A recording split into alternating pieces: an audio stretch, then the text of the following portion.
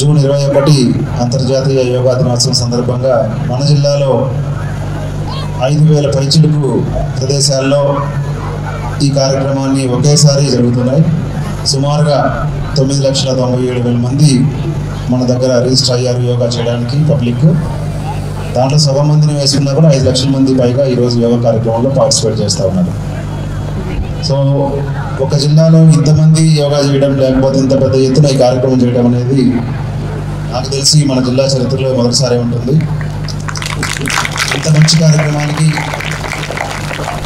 మనకు అవకాశం ఇచ్చినటువంటి గౌరవ ముఖ్యమంత్రి గారికి, అట్లాగే జిల్లా రాష్ట్ర స్థాయి అధికారులకు, దీనికి సహకరించిన మీ అందరికీ ప్రత్యేకంగా ధన్యవాదాలు తెలియజేస్తున్నాను.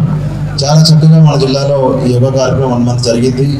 రాష్ట్ర స్థాయిలో కూడా మంచి ఫీడ్బ్యాక్ ఉంది మన జిల్లా మీద. దీనికి మీ అందరి సహకారం ఉంది. జిల్లా అధికారులు చాలా కష్టపడి పనిచేశారు. అలాగే మండల స్థాయి నుంచి, విలేజ్ స్థాయి నుంచి, సచివాలయం సిబ్బంది దగ్గర నుంచి, ఎంపీడీఓలు, మున్సిపల్ కమిషనర్స్, తహసీల్దార్స్, ఆర్డీఓలు కానీ అందరు జిల్లా అధికారులు కష్టపడి పనిచేశారు.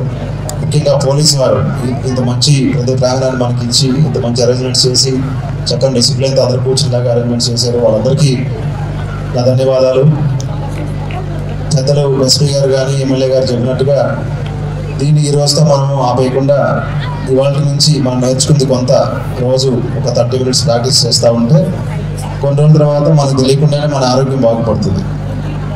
మీకు ఎవరికైనా శ్వాసకోశ సంబంధమైనటువంటి సమస్యలు ఉన్నా, లేకపోతే మీకు ఏమైనా కాలు నొప్పులు ఉన్నా, బ్రీతింగ్ సంబంధించిన ఇష్యూస్ ఉన్నా, చిన్న సమస్యలు, హై బీపీ, షుగర్ లాంటివి ఉన్నా కూడా యోగాతోటి కంట్రోల్లో తీసుకురావచ్చు. పూర్తిగా నయం చేయలేము కానీ కంట్రోల్లో పెట్టుకోవచ్చు, మీ ఆయుష్ పెంచుకోవచ్చు.